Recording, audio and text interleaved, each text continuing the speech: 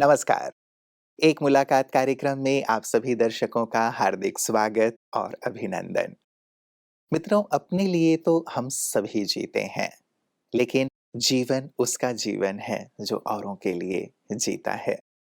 हम नदी की, सूर्य की या वृक्ष की पूजा, आराधना इसीलिए करते हैं क्योंकि वो अपने लिए नहीं, लेकिन औरों के लिए जीते हैं। शायद इसीलिए हमारी संस्कृति में उन्हें देवता का रूप दे दिया गया है।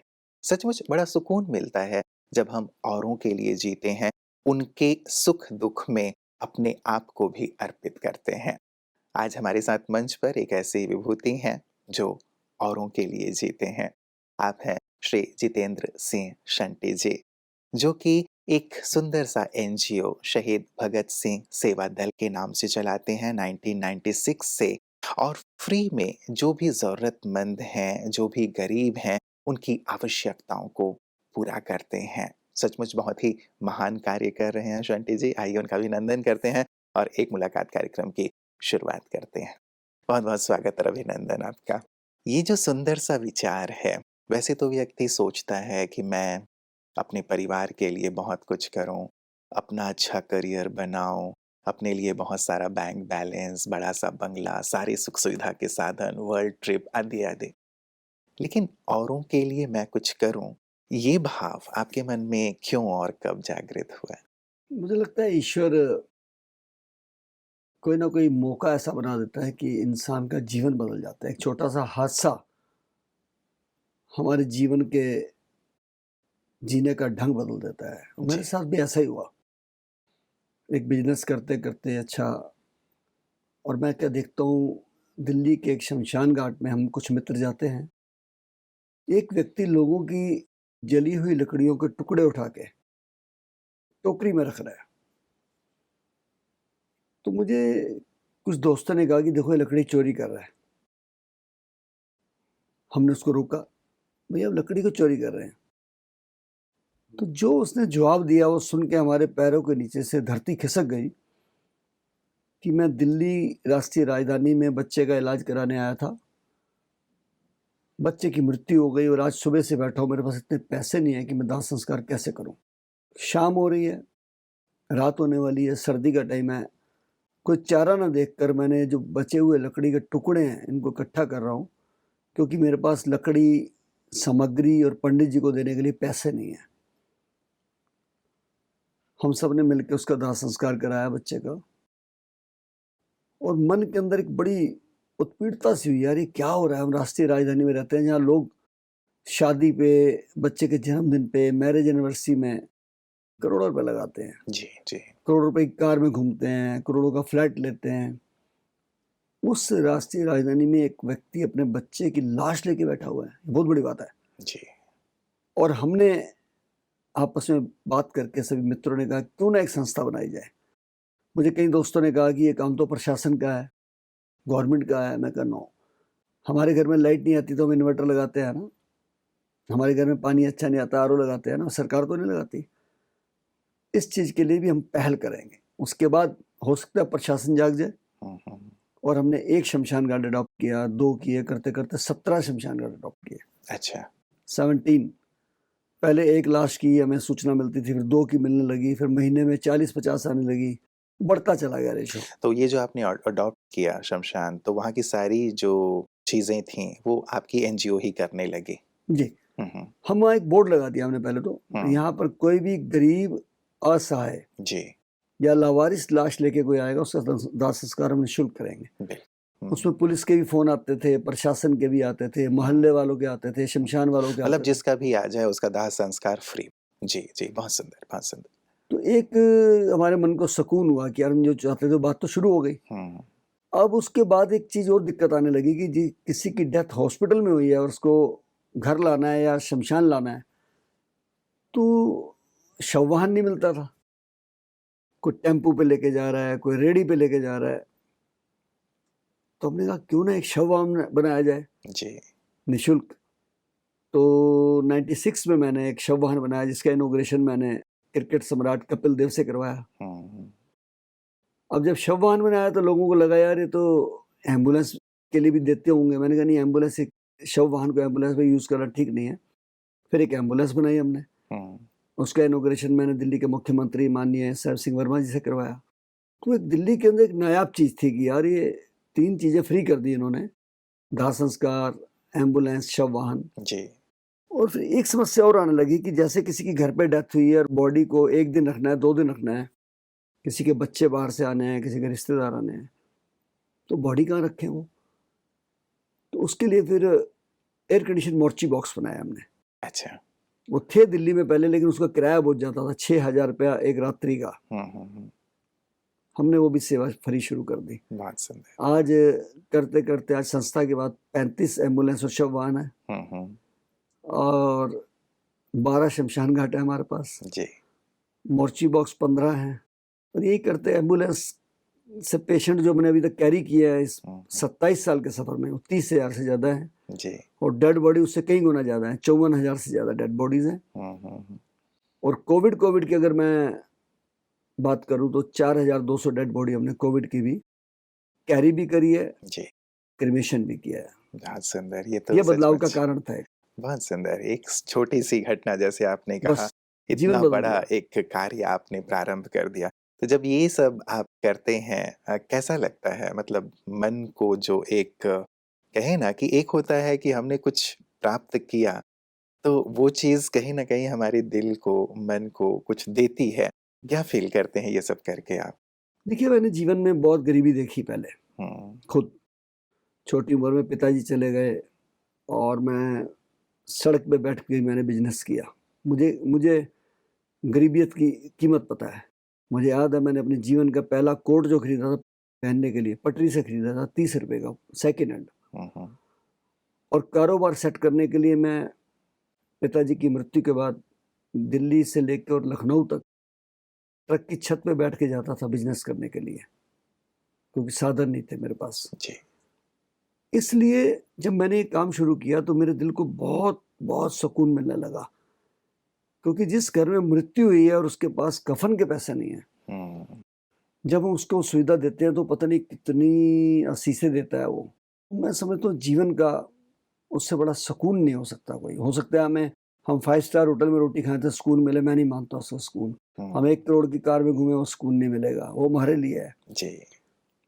तो वो जो सुकून है उसका मुकाबला नहीं कर सकते। उसके लिए तो मैं उसी गीत को दोहराता रहता हूँ कि किसी की मुस्कुराहटों पे हो निसार, किसी का दर्द मिल सके तो ले उधार, किसी के जी। वास्ते हो तेरे दिल में प्यार, सचमुच पूरे जीना जीवन इसी का का नाम है। मर्म है इस गीत में और इसको आप जी रहे हैं।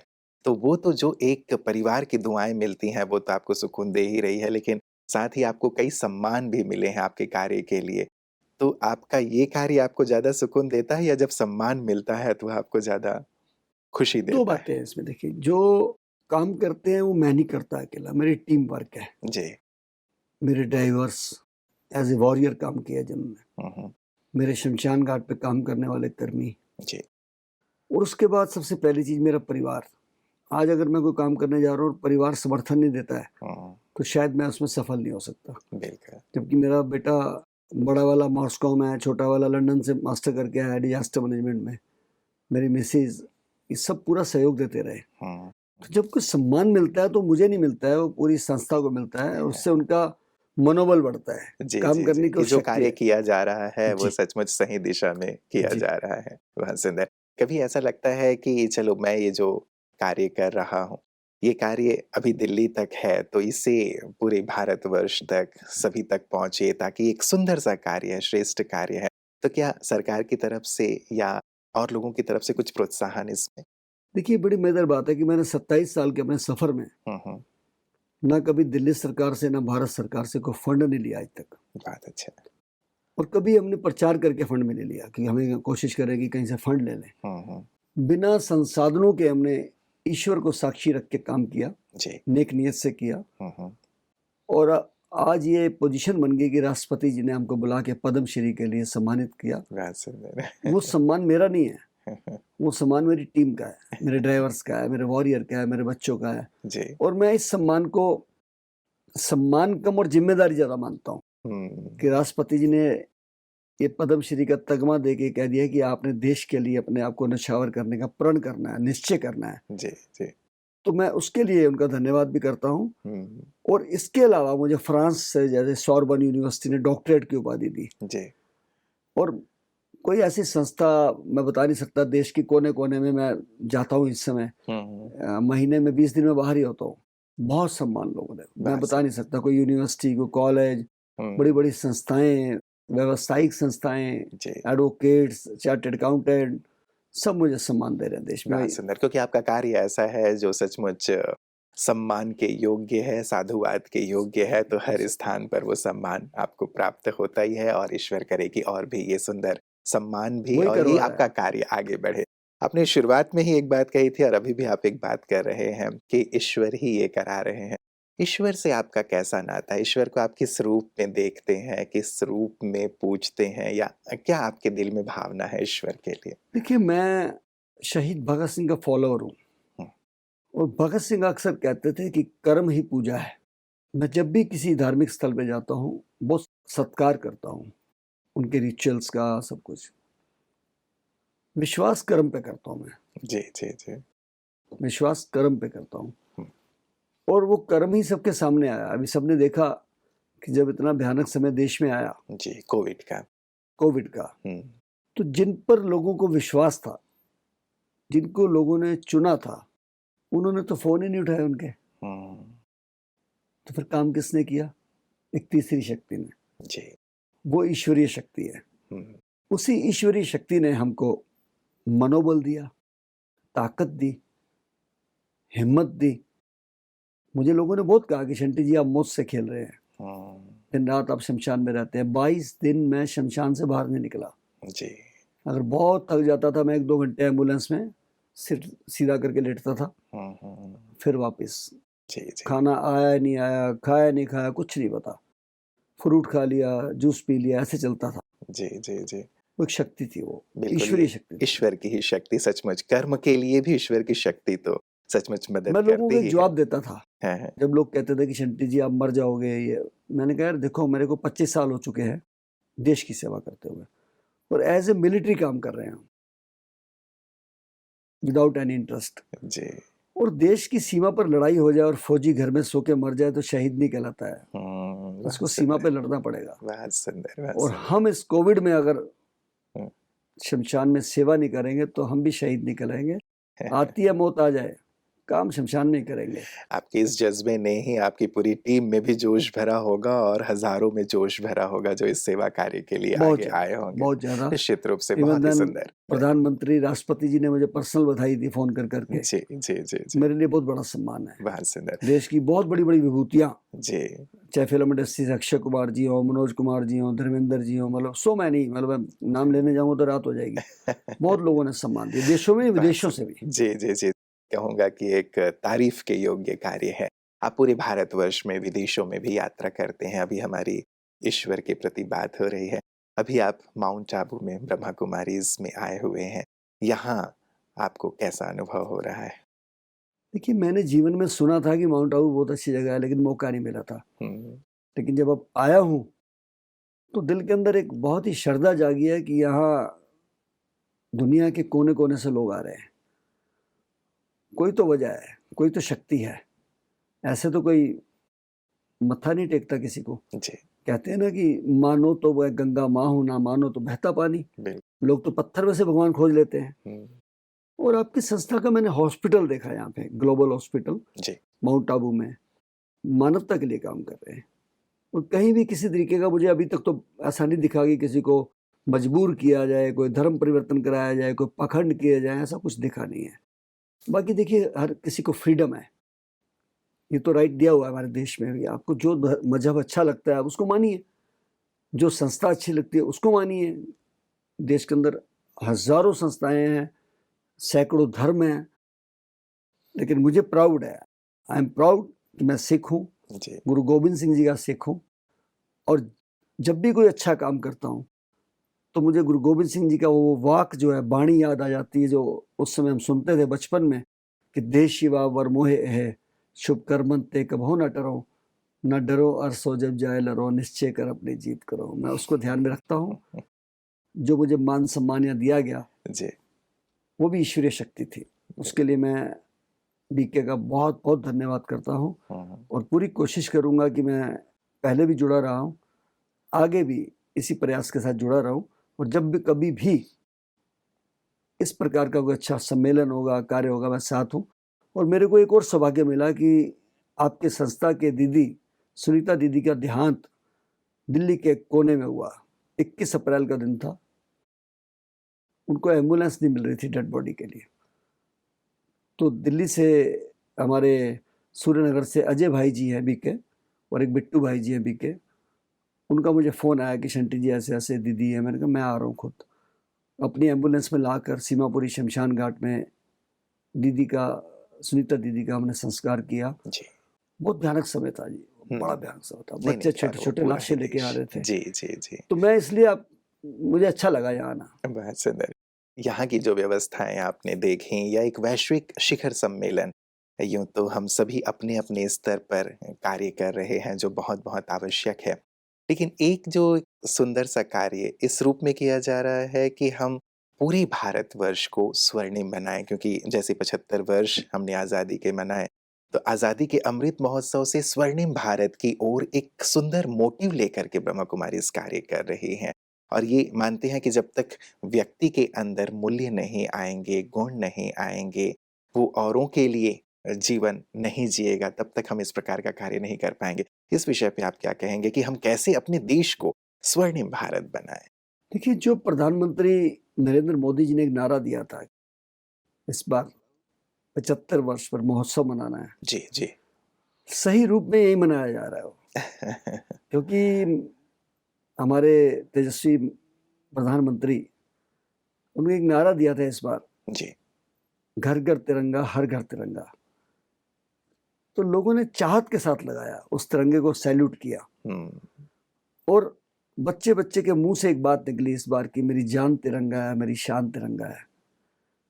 उस महोत्सव को मनाते हुए आपने यहाँ पर राजनीतिक लोगों को, प्रशासनिक लोगों को, सामाजिक लोगों को, पत्रकारों को, डॉक्टर्स को, सोशल वर्कर्स को बुला के जो उनके विचार विमर्श रखे, मैं समझता हूँ ये सम्मेलन अपने टाइप का हट के है और अपने ये बहुत मायने रखता है अपने आप में और इसकी खुशबू देशों विदेशों तक फैलेगी। कल जब मैं यहाँ आया और मैंने अटेंड किया फंक्शन, हुँ, हुँ, आज सुबह मुझे दिल्ली से, बॉम्बे से, मद्रास से, लंदन से, सब जगह से मुझे मैसेज आने शुरू हो गए हुँ। कि हमने आपको यूट्यूब पे कल देखा, क्योंकि आपका लाइव चल रहा था। जी, जी। तो इट मीन्स आपका नेटवर्क बहुत अच्छा है और बहुत बड़ा नेटवर्क है और स्वच्छता के साथ चल रहा है वो, हुँ, हुँ। निष्काम चल रहा है। जी, जी। इसलिए मुझे बहुत अच्छा लगा, मैं उसके लिए बधाई देता हूँ। बहुत सुंदर। लक्ष्य यही है कि हम कहते भी हैं कि सर्व के सहयोग से ही हम सुखमय भारत बना सकते हैं, सुखमय संसार बना सकते हैं। ब्रह्मा कुमारी इसका अपने स्तर पर सुंदर प्रयास तो चल ही रहा है। आपको क्या लगता है कि यदि पूरे देश को ही हमें ऐसा एक श्रेष्ठ, आदर्श, स्वच्छ, स्वर्णिम, स्वर्ग की तरह बनाना है, तो हर देशवासी को क्या सुंदर प्रयास करना चाहिए? क्या एक कदम उठाना चाहिए आपके विचार से? सबसे पहले तो मैं समझता हूँ कि थोड़ा-सा राजनीति से ऊपर उठना पड़ेगा। हुँ, हमें धर्म की राजनीति छोड़नी पड़ेगी और अगर मैं किसी धर्म का हूँ, मैं खूब मानूँ उसको, मुझे ये हक नहीं होना चाहिए कि मैं आपको बोलूँ कि आप इस धर्म में आ जाओ, हुँ। इस मज़हब में आ जाओ। जी। उससे क्या है कि आपस में द्वैता फैलती है, नंबर 1। नंबर 2, मैं किसी भी धर्म का हूँ, मुझे वो मज़हब सड़कों पे नहीं लाना चाहिए। हुँ, उसको आप उस देवी को, उस देवता को, अपने पैगंबर को अपने दायरे में रह के उसकी पूजा करिए। हुँ। ये ना लगे कि आप लोगों पे थोप रहे हो उस बात को। जी। उससे हमारे देश में एक लकीर खींच रही है, हुँ, वो नहीं खींचनी चाहिए। हुँ। मैं तो सीधी बात करूँगा। और जहाँ तक टेररिज़्म की बात करें, तो वो टेररिस्ट जो अपने आप को बहुत सेफ मानते थे पहले, आज वो काँपते हैं भारत के नाम से। फिर वो बात अलग है कि नारे लगाते रहते हैं, फलाना-फलाना अलग-अलग संस्थाएँ, लेकिन अब चल नहीं रही उनकी। हुँ, अब दूर क्यों जाते हैं? उत्तर प्रदेश को ले लें। कभी लोग कहते थे कि यहाँ गुंडा राज है। आज वहाँ गुंडा मिलता नहीं है देखे से। एक इसे कहते हैं एडमिनिस्ट्रेशन, इसे कहते हैं प्रशासन, लोगों का विश्वास बैठ गया उसके ऊपर। जी। इसी प्रकार अगर पूरे देश की बात करें, आज हर मुल्क हमारे सामने झुकने को तैयार है। आज ऐसी दहलीज पे खड़े हैं हम, भारत हमारा देश, कि हम छाती फुला के कह सकते हैं कि सारे जहाँ से अच्छा हिंदुस्तान हमारा, हुँ, हुँ। क्योंकि उसका कारण बता देता हूँ आपको। कोविड में हर मुल्क को घाटा खाना पड़ा, पैसे की तरफ से, इकोनॉमिकल, डेथ रेट की तरफ से, क्योंकि बड़ी भयंकर बीमारी थी। जी। लेकिन हमारा हिंदुस्तान ने जितनी जल्दी संभाला, सबसे पहले वैक्सीनेशन करा के एक इतिहास बना दिया कि 150 करोड़ लोगों ने वैक्सीनेशन कराई। यही एक कारण रहा कि तीसरे और चौथे राउंड में हमारे यहाँ कोई मृत्यु दर बढ़ी नहीं। तो उसके लिए सारा जो श्रेय जाता है ये हमारी सरकार को जाता है, जो इस समय चल रही है। जी। उनका सोचने का तरीका, उनका काम करने का तरीका जनता के हित में है। तो मैं सभी लोगों को एक सलाह ये दूंगा कि आपके दिल में एक ही नारा होना चाहिए कि देश प्रथम, नेशन फर्स्ट। जी, जी, जी। सुंदर है। हम अपने देश के लिए सचमुच समर्पित भाव से आगे बढ़ें। एक इसी से जुड़ा हुआ प्रश्न अंततः लेना चाहूँगा शंटे जी। एक है हम बाहरी तौर पे विकास करते हैं कि ठीक है, हर प्रकार से हम विकसित हों, हर क्षेत्र में विकसित हों, जल में, थल में, नभ में देश विकसित हो। लेकिन यदि अंदर से हम थोड़े-से खाली हैं, निराशा है, हताशा है, मन कमज़ोर है, तो यहाँ कहीं न कहीं हम पीछे हो जाते हैं। बात मैं कर रहा हूँ 2 एस्पेक्ट्स की। एक है भौतिकवाद, जहाँ हम विकास, बाहरी विकास की बात करते हैं और एक है अंतर का विकास, जो आध्यात्म से ही हो सकता है। तो जो आध्यात्म है, उसकी ओर कैसे हम आगे बढ़ें? जैसे ब्रह्मा कुमारीज़ लगातार प्रेरित करती हैं सभी को कि हम अध्यात्म की ओर भी बढ़ें, क्योंकि यदि रेशो हम देखें, तो बहुत ज़्यादा बाहर और बहुत कम अंदर। और हम ये तर्क देते हैं कि हमारे पास वक़्त नहीं है, तो हमें क्या अध्यात्म के लिए, अपने आत्मोत्थान के लिए वक़्त देना चाहिए, ताकि हम राष्ट्र के विकास में आगे से आगे बढ़ सकें और इसकी कितनी आवश्यकता आप व्यक्तिगत महसूस करते हैं? पहली सरकार ऐसी है जिसने योग दिवस भी मनाना शुरू किया। हुँ, इससे पहले किसी का ध्यान नहीं गया था। जी। आज बच्चा-बच्चा स्कूल में, कॉलेज में, संस्थाओं में, पूरे देश में योग दिवस मनाया जाता है। एक शुरुआत की गई और मेडिटेशन ने और योग ने लोगों को कोविड में भी मदद करी।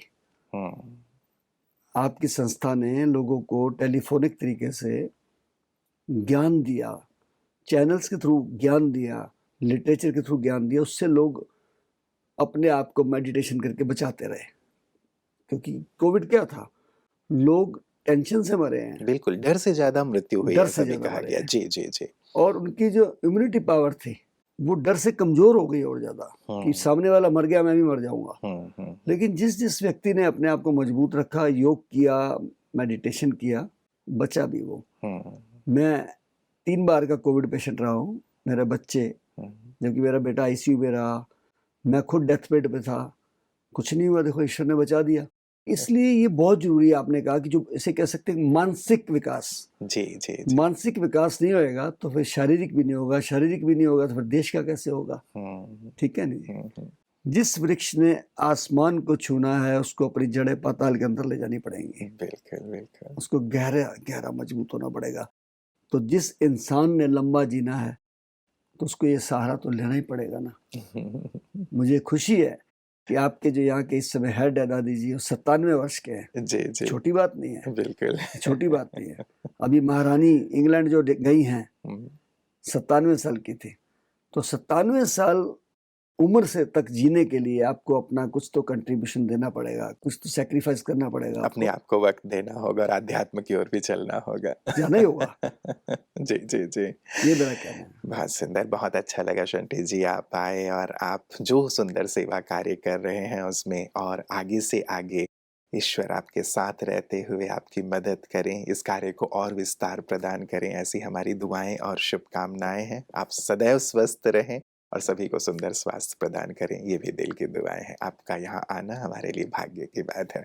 बहुत-बहुत मैं शुक्रिया। भी आपके सब सब्सक्राइबर को, आपके मेंबर्स को, सभी बहनों को, भाइयों को यही कहूँगा कि आप जहाँ भी हैं, आप संस्था से जुड़े हुए हैं, ब्रह्म कुमारी से, इसी तरीके से सेवा करते रहिए और मन में एक ही ख्याल रखिए कि मज़हब नहीं सिखाता आपस में वैर रखना, हिंदी हम वतन है, हिंदुस्तान हमारा, सारे जहाँ से अच्छा हिंदुस्तान हमारा। बहुत-बहुत जय हिंद। शुक्रिया। जय हिंद। बहुत सुंदर बात अंततः शंटी जी कह गए, मज़हब नहीं सिखाता आपस में बैर करना। राष्ट्र तो हमारे लिए प्रथमतः है ही और इस राष्ट्र में जितने भी हमारे धर्म हैं, मज़हब हैं, वो आपस में एक होकर के रहे हैं, एक होकर के ही रहें। और अध्यात्म और धर्म जब हम 2 शब्द यूज़ करते हैं मित्रों, तो सचमुच ये दोनों अलग-अलग हैं। धर्म हमें फिर भी एक अलग पहचान देता है, लेकिन अध्यात्म हर एक धर्म का मूल है। इसीलिए 2 शब्द यूज़ किए जाते हैं, भौतिकता और आध्यात्मिकता। भौतिकता अर्थात बाहर जितनी भी सुख-सुविधाओं के साधन हैं, हम एकत्र कर लें, ज़रूरी है। लेकिन अध्यात्म अर्थात अंदर मन का सुकून, शांति, संतोष, मन का सशक्त होना जिसकी बात शंटी जी कह रहे थे।